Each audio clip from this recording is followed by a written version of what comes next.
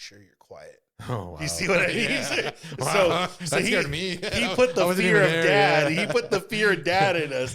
But you know what? We sat down. Welcome to A Man's Perspective. Today, I am going to be having a conversation with an absolutely amazing man.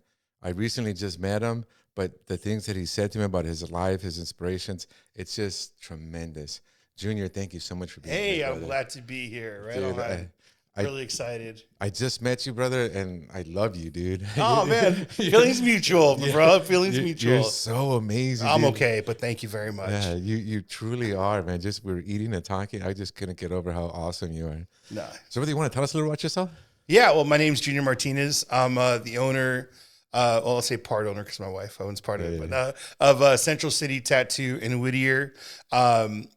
I'm an artist, tattoo artist. Been a tattoo artist for the last almost 13 years. Yeah, 13 years. And man, I'm just loving life, having fun. Yeah. And yeah, I'm here now. I'm excited. Thank you. I'm excited. Thank you so Yeah. much. I'm so happy to have met you. I don't want to tell you this off camera too much because I want to say things on camera. Yeah. But man, just the way you speak, you're so kind. You're so like you drew me to you. Well, like, you know what it is that they always say big guys are softies. So I'm the biggest guy, so I'm a softie. So yeah, dude, yeah, for sure. You're for intimidating, sure. brother. I know, man. It's like I have a shaved head, and my wife tells me. I remember one time we were walking down the street, and I was walking, and literally I saw this lady from afar, and she crossed the street while I was going this way. Then she went all the way around. I'm like, why did she do that? That's not cool. And she's like, dude, have you looked at you? I'm like, all right. She's like, I would cross the street. I'm like, all right. I guess. When I first saw you, when I came in, when I first saw you, I was like, oh my God, that dude's scary. Oh man, no, don't say that. No, I'm a big intimidating. softie. I mean, don't get me angry. No, I'm just kidding. But no, you are. You're such a loving man, dude. Just the way that you talk and the way that you present yourself. Yeah. It was like I said, dude. I just met you, but now I really love you. Oh man, thank you very much. Appreciate that. Yeah, feelings mutual. It's awesome. Thank you, brother. Thank you, brother. I'm happy to be here. This is great. I've been watching your show, and it's really awesome. Even I watched Izzy's story. I was really touched. I was like, I was like, wow, okay, cool, it's cool, yeah. Dude, that one when we were done recording that one, I had to cry, dude. Yeah. I didn't know. I'm like, man, it's like I had a lot of shocking facts that the stuff that she was saying. I was like, my God, who do I got? I got to go beat up somebody. I swear. No, I'm kidding. But yeah, it was. Go back and watch that show, guys. Yeah, Seriously. Thank you. So how long you been doing tattoo artist? I've been a tattoo artist for almost 13 years. Started off at an apprenticeship, and took off from there. Yeah, just been doing that. It's so much fun. We were talking off camera, and it's just, I wouldn't change it for the world. Yeah. You know, before I was lugging boxes on docks. I was a machinist by trade, working with fiber lasers and CNC mill and lathe. Excellent job. So much fun to do, but I was cutting up my hands, and I was really messing up my hands. And I couldn't do it. I'm like, I was doing all that stuff. And when I got into tattooing, it was really something that just opened up a lot of things for me. And I've always loved the tattoo world. I've always loved the artwork, especially the American traditional, Sailor Jerry type stuff. It always like drew me to it. You would see these guys all tattooed up, but there was like, sailor girls or stuff like that, pinups, and you see the different skulls, the biker skulls. I used to like that kind of stuff, and I always wanted to draw stuff like that. So one time I think I was unemployed at the time, and I would go to Starbucks and I would just draw all the time. And I had my own tattoo website back in the day. And things happened where I left the website, but the cool thing was that I met so many different artists through that website, and one of them was my mentor. And I remember I was at Starbucks, and he walked in. He's like, "Hey, Junior, how are you doing, man? How have you been?" I'm like, "I'm doing good." And he saw my drawings. He's like, "Are you doing that stuff?" I'm like, "Yeah." He goes, "Man, these are really good." And I go, "Thank you." He goes, "You ever thought about tattooing?" I go, Yeah, of course I have. I mean, I've been wanting a tattoo. Yeah. And he literally said this, and this is kind of unheard of in the tattoo world. He says, "Come down to the shop tomorrow. I'll talk to the shop owner, and maybe you can take an apprenticeship with me." It was that easy. It was great. I went in the next day. I was like, "What do I need to do?" And he grilled me. He really did. The first 2 years of my apprenticeship was, let's just say it wasn't easy. 'Cause that's what you have to do when you're apprentice. And it was just awesome. It was cool, but I mean, it was hard, but it was a lot of fun, and I learned a lot. And when the time came to branch out, I worked at few other shops, did a few guest spots, and I was still wet around the ear.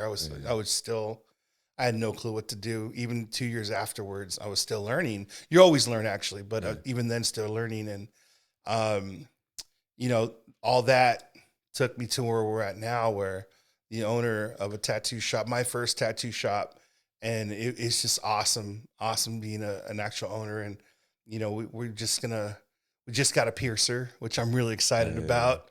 And she's gonna start doing that, because I get people all the time, "Hey, you guys do piercings?" I'm like, no, now we do. So nice. yeah. Where is your tattoo shop? It's in Whittier. Okay, so a tattoo shop, look up Central City Tattoo Whittier. It's 11139 First Avenue, Whittier, California, 90603. So look up that, or look up Tattoo Junior, JUNIOR 311. Go to the Tattoo Junior one. Yeah, go to that one. Where did you find that most people, when they're in between work, they usually stick to what they know? And you said, Brandon, you're a machinist and dock worker. Where did you find the strength to venture out into something new? Okay. Because that's hard. A lot of people can't do that. No, a lot of people can't. So I've always been a tattoo artist. So I've been tattooing 12 years. Before that, I was working at a dock and really just breaking my back. When I got married, I wasn't working at a shop. I was doing stuff on the side, and don't tell nobody. But doing stuff on the side, and I was a machinist, and like I said, it was great doing that stuff. But I got injured. We were talking about the story earlier, but I got injured. Don't be my weight in zip line. It's not good. Not good at all. So I got injured. I'll tell you how it happened. So I'm all harnessed in, ready to go. We went camping. And the funny thing is, we went camping, and I called in for work sick day one. Oh. I'm over here in Sequoia, but I'm like, I can't make it, right? Yeah. Don't do that, guys. So I go, we went camping, we're Sequoia. And the guys, "Hey, let's go zip lining." I said, "Dude, I'm a big guy. I can't go." He's like, "Come on, let's go. You can do it." I asked the guy, "Is this going to hold me?" He's like, "Yes, he'll hold you." Yeah. So I'm harnessed in, and the guy goes, "Okay, this is what you do. You're going to hold it right here, and you're going to hold it down here. You're going to go ahead and walk off the plank, and it's going to dip, and it's going to take you." Yeah. I said, "Okay, cool." I held on right here, ran. It dipped. My whole body dipped. Yeah. But my arm stood right here. And as it stood right here, it went like this, stretched. I heard the pop. And I tore my bicep from here to here. They said I tore the belly of my bicep. Yeah. So, dude, that's painful. How am I going to explain that at work, right? Yeah. What did I do? Cold Torn bicep. Yeah, let's just say Junior said a little story. But that was day one when we were up there. We were up there 3 days. Oh my goodness. Yeah, ibuprofen does wonders. But so I did that. I went into work the following Tuesday, and they told me, "Oh man, okay, well, it's going to take 6 to 9 months to heal and all that other stuff." So I said, "Okay, well, that's fine." They called me in 2 days later, and they said, "Well, we have to let you go." Oh man! So when they did that, my wife and I were like, "What is happening? What are we gonna do? Yeah. We don't know what's going on. What's happening?" So, I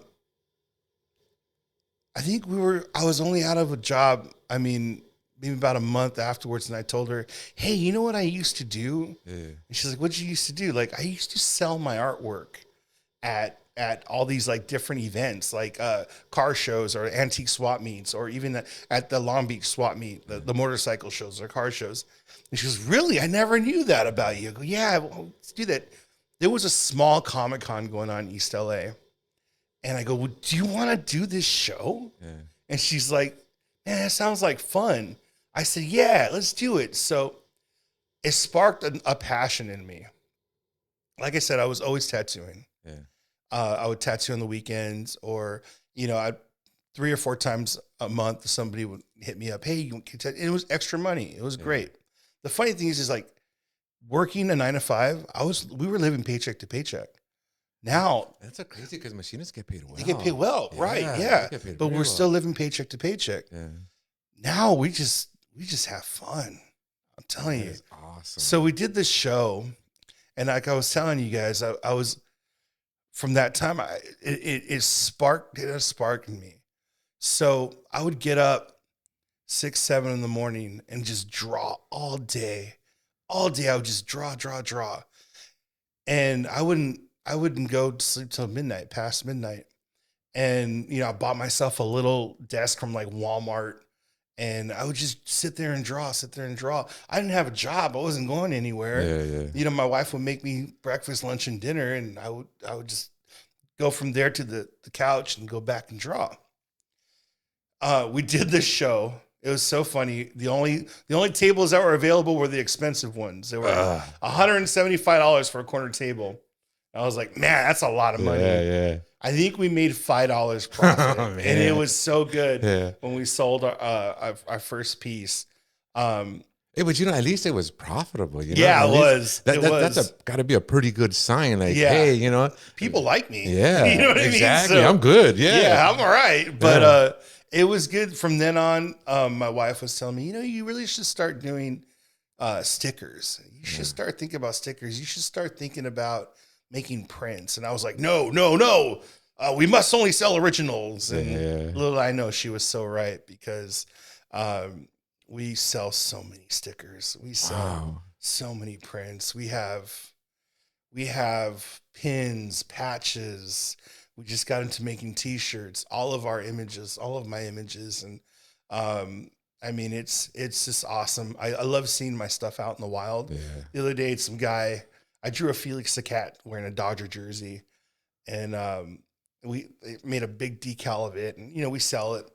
And the other day I'm driving up, I say the other day, it's like last year, I'm driving up Gale, and I look to the side, and I'm like, this dude has my sticker plastered on his BMW. Nice. I'm like, hey, so I'm trying to like book and trying to catch this guy. He does this and just like, boom, just takes off. I'm like, this guy's gonna rob me. Jerk. I wanted to talk to you, say, hey man, that's me. You know, but it was funny. But yeah, it's just so awesome to see where I started and to see what we're doing now. Was there ever a point where you were scared? Like, oh man, all the time. Yeah, we still are, you know. I mean, fear comes, but you right away, you just take a hold of fear. You strangle fear. You don't let fear stay in you, because fear is always going to come. Especially when we opened the tattoo shop, my wife and I sat down, and I'm gonna say hi babe, hi T, my wife T. Yeah. We sat down, and you know, I didn't need the tattoo shop. I had my own personal studio. I built a beautiful studio in my backyard, and it was great. I mean, Izzy's been there. It was a cool studio. You know, we had a TV there. I had air conditioning. I didn't have a bathroom. That's the only thing I was missing. But it was a great studio, and I didn't need the tattoo shop. But we wanted to grow. We wanted to expand, and my little studio wasn't going to be able to handle that. So when the tattoo shop came, my buddy came, he's like, hey man, we're moving. I want this place to stay a shop. If we do leave and it becomes something else, you have to go through all these other permits. It was just a big hassle. He says, why don't you take over the shop? Wow. He goes, why don't you do something with it? And I said, you know what? I go, T and I had breakfast the very next, later on that day.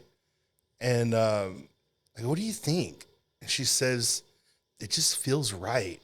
Wow. We said, Lord, what do you think? Yeah. And we got the okay, you know? So Now, if you come to my shop, it's a reflection of us, a reflection of me. Like you go into the tattoo shop, it looks like a shop. It looks welcoming. We had this dude come in yesterday, and he came in, he's like, I like this place. Yeah. I'm like, why? Tell me. He's like, because I don't feel intimidated being in here. You go into shops, and I'm not talking smack about shops. I love them all. But you go in a shop, you don't want to feel like you're thugged out. You know what I mean? Yeah, I come in here, I'm like, look, I got comics on the walls. You know? But that fear does come. But you take fear, you strangle it, and you keep going. Because if you let fear in, it's going to cripple you. It really is. And then you're not going to be able to do anything because you're always going to be afraid. You know how many times I failed? I failed a lot. I was all about like selling my merchandise. I'm like, all right, we're going to go do the La Puente Street Fair. All right, awesome. I made $100. We're doing it next week. Right? Next week came, I made no money. Not at all. Nothing at all. Yeah. You see what I mean? Yeah. So it's like, if I let that fear, I'm never going to do this again. We wouldn't be where we're at. Yeah. Take fear, smack it.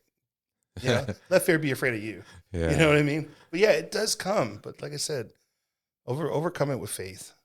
Be cool. Wow. With faith. What an awesome t-shirt. Overcome fear with faith. Yeah. Wow. Yeah. Overcome it with faith. Wow. So what do you tell yourself? Like, what do you say? Like, it's in your hands, God? Or what do you? Like, I go, Lord, first of all, I go, Lord, are we going to do this? What do you think? And if I get the okay in my heart, we're going to do it. If I don't get the okay, and there's plenty of times, I don't do it. I ain't going to do it. You know? And also tell my wife, is it okay? You know what I mean? So, yeah. But man, that's tremendous. Overcome fear with faith. Yeah. So just pray, because there's times when I want to start stuff and fear overcomes me, and man, it's something that's really difficult to get through. It is, but I tell you, I always say, if I can do it, anybody can do it. It's not that hard. People make it hard. It really isn't that hard. I never thought I'd be an owner of a tattoo shop. Never in my mind, never thought I'd be an owner of a tattoo shop. I never thought I'd be tattooing. Really. I always thought I'd do something with art, but I never thought I'd be a tattoo artist. I never thought I'd be selling my merchandise at Knott's Berry Farm. Wow. That's unheard of. Yeah. Unheard of. You have to be invited to be there. Yeah. You were telling me about the San Diego one too. So. San Diego, the Comic-Con, at the San Diego Art Show. I mean, you have to be invited to be there. And I was invited by the coordinator, the guy who is running everything. Yeah. And quite honestly, you have to put your faith in God. You cannot look here, you cannot look there. I can't put my faith in people, because people are gonna fail me. Yeah, they always are. They're always gonna fail you. Whether it be your family member, whether it be your friend, whether it be your business associate, they're always gonna fail you. Yeah. But with God, He's never gonna fail you. He's gonna make sure you get to the right place at the right time. People would tell me, "Oh, well, there's a lot of coincidences in your life, Junior, to get to where you're at." No, there's a lot of like appointed by faith blessings. Appointed by God blessings to be where I'm at. Yeah. Who else at a Starbucks? Hey man, those are great. Yeah. You want to come take an apprenticeship? You know what I mean? Yeah. There's people who I have probably on a monthly basis, people come in, hey, are you taking apprenticeships? Wow. Even people at Knott's Berry Farm find out I'm a tattoo artist. Yeah. Are you taking apprenticeships? No, I'm not. I'm not gonna do it. Yeah. No. I already have an apprentice. That's it. I'm not gonna take on more. You know what I mean? So it's tough. If they're coming to my shop, they've been to other shops. Yeah. For somebody to come up, hey man, you want to come over? Hey man, you want to come vend over at Knott's Berry Farm? Hey man, you want to come show your stuff at San Diego Comic-Con? Yeah, it's all God. Wow. It ain't all me. It's all Him. And plus, He's giving me the talent, so I'm going to take that talent and use it. And did it come naturally to you, or did you have to train yourself for it? To draw? Yeah. I've been drawing since I was probably in the first grade, since I was like little. Wow. My dad's an artist. Yeah. My dad, he's an artist. He's the one that taught me to draw. I started drawing Ninja Turtles. That's how I started drawing. Back in the day, I was all about, I still am. I got my Michelangelo tattoo, right? I love the Turtles. So I started drawing back in the day when I was a little kid, and my dad would see me drawing. and he would I remember we were living in the back of my grandpa's house, and we call it a shotgun house, right? Because if you shoot the gun right through it, you'll hit the living room, kitchen, bedroom, all that. The whole It's a house, shotgun house, right? Yeah. And we were living there, and I remember sitting in that kitchen on that round table. I can still picture it, drawing a Ninja Turtle, and my dad saying, "Hey, Mio, what are you doing?" "Oh, I'm drawing a Ninja Turtle, Dad." Yeah. He said, "Okay, let me see. These are pretty good. You got to watch your curves." I go, Wow. "What do you mean watch my?" "Yeah, look at, see how this circle, you got too much going this way, too much going this way. Watch your curves, Mio." And he drew a turtle for me, Yeah. a Ninja Turtle, and all I did was put my paper on top of his and start tracing his. Okay, and it got to the point where I didn't need to trace anymore. I can just draw it like that. I can still draw one with my eyes closed. You know, one of my first freehand tattoos, no stencil, was a Ninja Turtle. Wow. So to take it from the first thing I drew to the first freehand tattoo I've ever done, it's awesome, right? Yeah. So people say like you're supposed to do what you love. Yeah. That I guess that's true, huh? Oh yeah. I've always struggled with that. Because it's hard to find or monetize what you love to do, you know. Mhm. And man, you did it. It's hard to make time to do what you love to do. Yeah. We're trying to survive. A lot of people are trying to survive. If I want to draw for a living, but yet I understand, and yet I have a family with 3 kids, Yeah. a dog, and a mortgage payment. What are you gonna do first? You're gonna put them first, of course, and then the time that you can take. I mean, there's family members that don't have any time, so you have to love what you do, whether it be your job or your hobby. You have to love what you do, and you have to make time to do those things. For me, I love what I do. That's I really, fantastic. I love what I do. I don't struggle anymore. I don't, financially or mentally, I don't struggle. It's a way out. I go to my shop and I'm like, oh, Free. man, I'm here. Yeah. I'm here. And the fact that I get to work with my wife. My wife's there all the time. It's just really cool, and I like it. If you really want to do something, just do it. Like Nike says, just do it. Honestly, because we were talking about fear. Fear's gonna keep you from doing it. Yeah. It's gonna put a barrier right there, and it's gonna tell you can't do it because you have to do all this first, right? Yeah. You can't do it because you have a job. No. There's a lot of people that I know that work a 9 to 5 that still do this. I have a friend named James. He owns Laser Bully. Super cool guy, super nice guy. I'm talking, this guy is awesome. I met him at a show one time, and he came up to me. I remember we were at the Pomona Art Walk. He came up to me and he's like, "Bro, I love what you do." It's the first time I met him. He's like, "I want to do what you do." He goes, "I really do." And he has a family. He goes, "I really want to do." He goes, I work with laser etchings on wood and cork and all this stuff. I'm like, "Bro, do it." Yeah. What is stopping you? What's stopping you from doing it? I go, you could do it. I know you could do it. Man, somebody's got to do laser etching. Why not it be you? Yeah. Make money off of it. Just do it. Do it, man.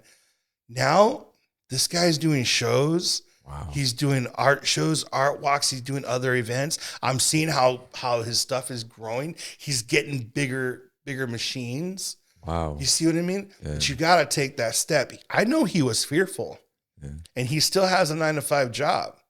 I know he was fearful. Yeah. But you're so inspirational, brother. You got to take that fear out. You got to keep on going. The way I say, again, if I can do it, other people can do it. Yeah. And believe me, it's we're the ones that make it hard. Yeah. If we get us out and put him first, it's easy. Yeah. And it really is easy. Yeah. Right now, you mentioned your dad.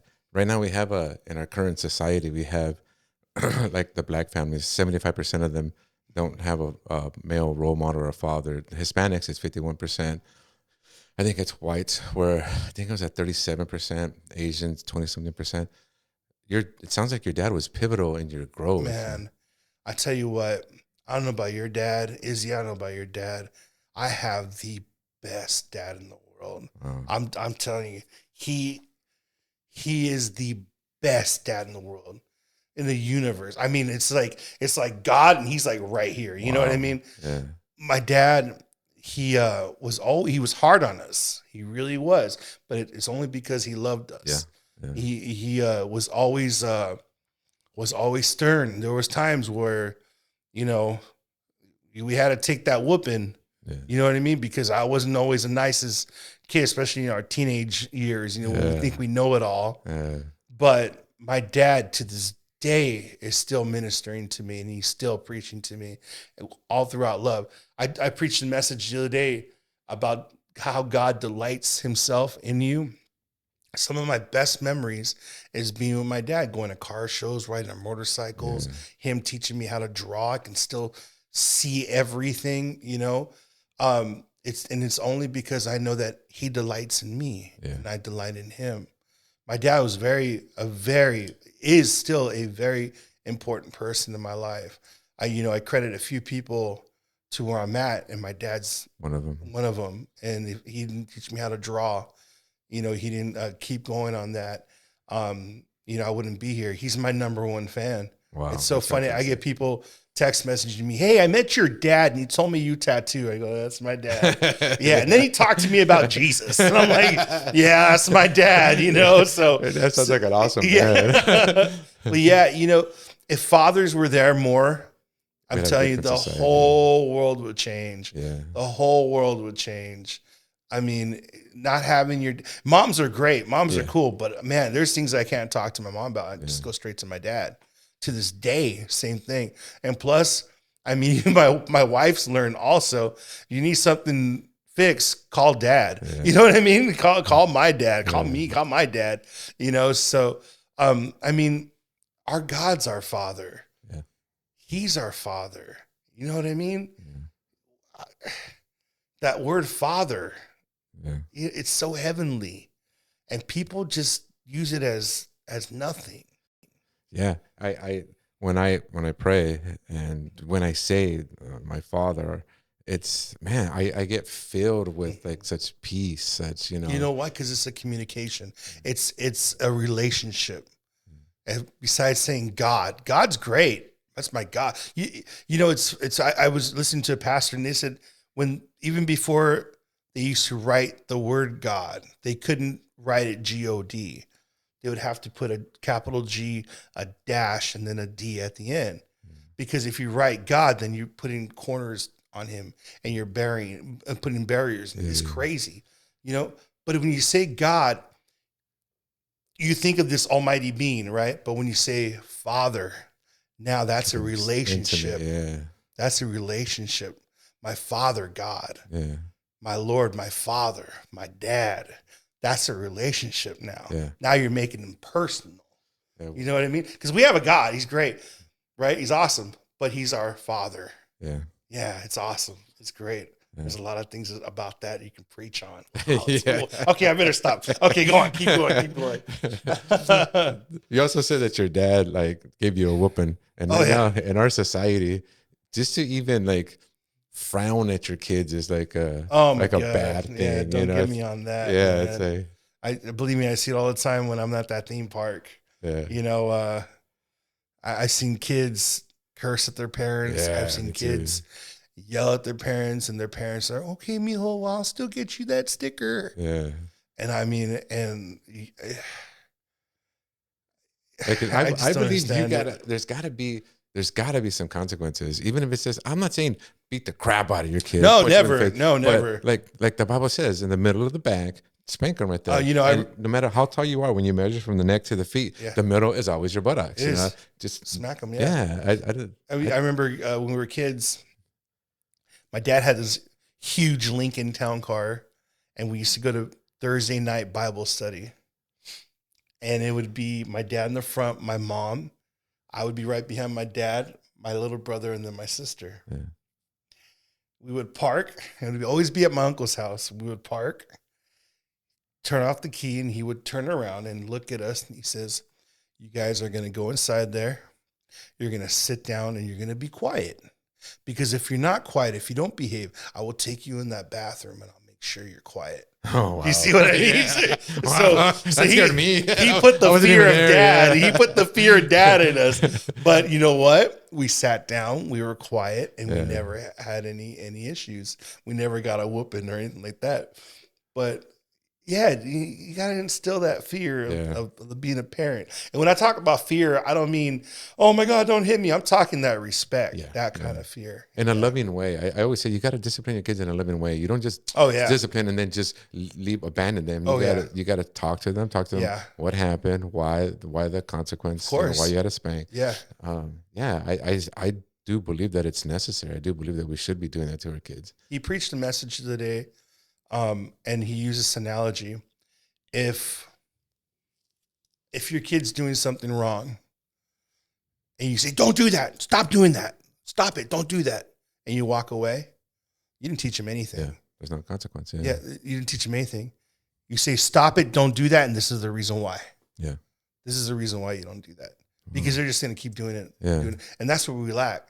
Parents want to be friends with their kids. Yes, they want to be buddies with their kids. Oh, my pal, Yeah, that's what they want to do. Yeah. No, you got to be a parent and do that. So that's such a good That's message. what my dad was. Yeah. It still is, yeah. Yeah, that's such a good message because, I see that so often. Everyone just wants to be their daughter's friend, their son's friend. So, no, man, you got to be their parent. You got to teach them. Yeah. Yeah, because the world is gonna beat you up. And if you don't prepare your kids for that, they're gonna get beat up and they're gonna, they're not gonna be successful. It's totally true. So do you think that the fear or the respect that your dad instilled in you is what's helping you be successful now and helping you to overcome the fear? Oh, 1,000%. I mean, we grew up in the church, so it was always, always put God first, in everything you do. And, as you grow up, you tend to lose that a little bit more. Because you become a teenager and then your 20s, you think you know it all. All you want to do is this, and you kind of stay away. But every time you try to stay away, you try to detour, God always brings you back in. As I'm getting older, I see that a whole lot now where, hey man, you didn't do it on your own, even when you thought you did it on your own. Absolutely. You didn't. It was all orchestrated by God, and it was all under his path. You might think you took this turn, but what you really did was you made a U-turn and about face, and you forward marched. Yeah, there's so many times in my life where I'm just shocked that I'm okay, that I'm alive, right? It worked out. Yeah. Oh man, and I'm like, how did this happen? Exactly. Man, I was in a huge car accident one time. I thought I was dead. Oh yeah. Seriously, how am I still alive? Yeah, for reals. So that's how, to me personally, that's how I know that there's a God, a Father, a higher power, whatever you want to call it. But there's something definitely bigger than us, stronger than us, more powerful than us. I call him Jesus. Yeah. Me too. He's awesome. Yeah. So, wow, that's inspirational. So let's talk about your business. Yeah. How being an entrepreneur, it's so much work. How many hours do you put in? It's funny. I have this running joke with my friend Adrian. Because I told him, hey man, we're gonna start doing this, and he's my print guy. He has his own print shop, and he's like, oh yeah, be your own boss. You're never gonna work again. You're gonna do whatever you like, and it's gonna be great. You can take vacations whenever you want. I'm like, yeah, do it, bro. I'm like, cool. I've never worked so hard in my life doing this, because if you don't tattoo, you don't eat. You know what I mean? You don't draw, you don't eat. You don't, somebody's got to pay the rent. Somebody's got to pay this air conditioning that we use at the shop all the time. Oh, it is tough. I'm putting in hours, every single day. I really have to start. Well, I'm learning now how to, budget my time. Yeah. My wife, I talk about her a lot because she's amazing. She came up to me. She's like, you're working too hard. You need to chill out. Wow. You really do. So now I'm at the shop. As soon as I'm done with the shop, that's it. I'm done. I don't bring it home. When we go out to dinner, we don't talk about work at all anymore. And very rarely we talk. I used to always be like, we go to dinner. Okay, cool. We got to talk about this, this, this. I'll have a list of things. Now it's just like, no. But I find myself working harder than I've ever worked at a machine shop, harder than I've ever worked at a dock, you know, but the reward is much greater, so much greater. And plus I really love what I do. Who else can, like, I mean, sit there and draw on people, you know, for hours at a time and get paid for it. You know, it's awesome. You know, so I mean, I just love what I do. I really do. But it is time filling, and it is a lot of work. You mentioned your wife. You do talk about your wife a lot. How do we find the right person for us? You know, what do we look for? So I heard a message by a man named Sammy Malouf, and he said this. He's like, everything I have is because the Lord gave it to me. From my shop, my racing shop, to the everything. It was even my wife. Wow. The Lord gave me my wife. I was very specific in the way I wanted her to look, very specific at the way I wanted her to be, you know, and I was very specific on everything. And he said this because it was a men's conference, even the size of her breasts. Wow. I was like, wow, okay, all right. Okay, Brother Sammy, pretty, everything. So I said, Lord, when I really got serious, and I said, okay, Lord, this is the wife I want. And this is her breast size. Let's just say I got everything I wanted, and then some. And then some. You know, when we were dating, we had dated I think a little over a year, and I knew in my heart I was going to marry this woman. Wow. And we were at church, and there was a lady, a very well-known minister. She came over to the church because my dad's a pastor. And I go, man, this is my wife. I'm not my wife. This is my girlfriend, T. And she goes, she's so beautiful. Hi, when are you guys getting married? Oh, wow. And I didn't even think about getting married. I go, well, I think we had talked about it maybe once or twice. Yeah. And she goes, when are you guys getting married? And we looked and we just giggled. We're like, oh, man. And she goes, no, really, when are you guys getting married? And I told her, well, I guess when the time's right and we have money and we're doing this. And she said, well, you know, Papa Hagen only had 24 cents to his name when he got married. And if you're really looking for the right time, you're never going to have the right time. Yeah. You're never going to have the right time. So I said, you know what? She's right. And later on that night, I asked her to marry me. Wow. Yeah, I asked her to marry me. Yeah. When she came back, I went ahead and I CNC'd a ring. There. Look at that. We got Sasha, I made her an engagement ring. The very next week when she came back, she went on a trip to Guatemala. Yeah. And when she came back a few months later, I already had made her a ring, and I knew I was going to marry her. Yeah. You know, she's amazing. So it sounds like God is the biggest part of everything. Everything. Yeah. He has to be. Yeah. He has to be. Wow. Yes. I love all the tidbits of advice. Conquer fear with faith, trust in God. Man, it's amazing. It's tremendous. Yeah. It's helped me through my battles. It's helped me through, it helped me conquer a lot of things. It's helped me through everything. It's helped me through my marriage. Yeah. You know, because again, I talk about my wife a lot, but you know, not everything's peaches and cream. Yeah, you know, we're a regular couple, just like everybody else, having the same struggles, having the same arguments, having the same hurt, having the same this, but we also have the same victories. We also have the same happiness at the same loving time. So God's helped us out through everything. Without him, I'd be dead. Wow. I'd be dead. Yeah. So do you think in relationship, do you think, because you hear all these different pieces of advice, like like opposites attract, have more in common. What do you think it's more? Should you have My wife and I are totally opposite. We're so opposite. You know how I'm having this conversation with you and I'm like, hey, what's going on? Yeah. She's very quiet. She'll be in the back. She would just be right there, just sitting down, listening, not doing. I mean, you really have to talk to her. Yeah. She's very introverted. I'm very extroverted. She's a thinker before, and I'm a doer. She's just the best, really. You guys balance each other out. We do. I don't understand how in the world we got together, because we were at a party one time, a birthday party the other day. One time, this is when we first got together, and it was at a friend of mine's house, and we were late. We were super late. And I walked in, and everybody's like, "Oh, Junior, everybody's in the back. You're late." I'm all right, cool, it's cool. I opened that sliding door to get to the back. And again, we just barely started dating. I opened the sliding door and I'm like, "What's up, everybody? The party just begun." And she told me, like, later on, a few months later, she's like, "I wanted to go back in the car and cry and get out of there because you were just like, what's going on?" I go, "But that's just me." It's just fun. Yeah. And she's very quiet, but we do balance each other out. That's good. Yeah. Oh, that's tremendous advice, man.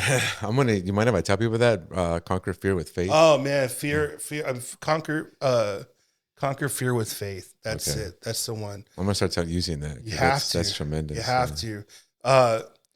Fear is faith in the wrong thing. Wow. Yeah. Fear is perverted faith. Oh, wow. That's exactly what fear is. Yeah. Fear is putting in things you can't do. Faith is putting in things you can't do, but yet God tells you can do it, and you can conquer fear with faith. Wow. You know, we live by faith, not by sight. Yeah. Period. You know, that's it. That's fantastic. Yeah. We try not to, because the attention span of most people is very short. Yeah. So we try to keep these, like, talking to you is just tremendous. Oh man, we do part 2. Yeah, exactly. We'll do part 2. Yeah. Hopefully everybody likes this. and we get some good comments. For sure. And then we'll have a real lengthy conversation. Man, yeah, heck yeah, we'll do that. So thank you for being here, brother. Oh man, I'm glad. I'm happy to be here. I'm telling you, you guys are great. I love this place. I'll be on here anytime you want. Oh, awesome. This is great. This is great. Yeah. So big ups to Izzy. What's up? Yeah. Right on, everybody. Thank you for watching A Man's Perspective. I hope you've learned something. We've had great pieces of advice. I think the best one for me personally too is conquer fear with faith. Conquer fear with faith. Yeah, that's tremendous. Yeah. So hopefully we've all learned something, we've all grown. And if you have any questions, please leave it in the comments, and either I or my guests will try to answer them. And thank you so much. Like and subscribe, and we'll see you on the next one. See ya.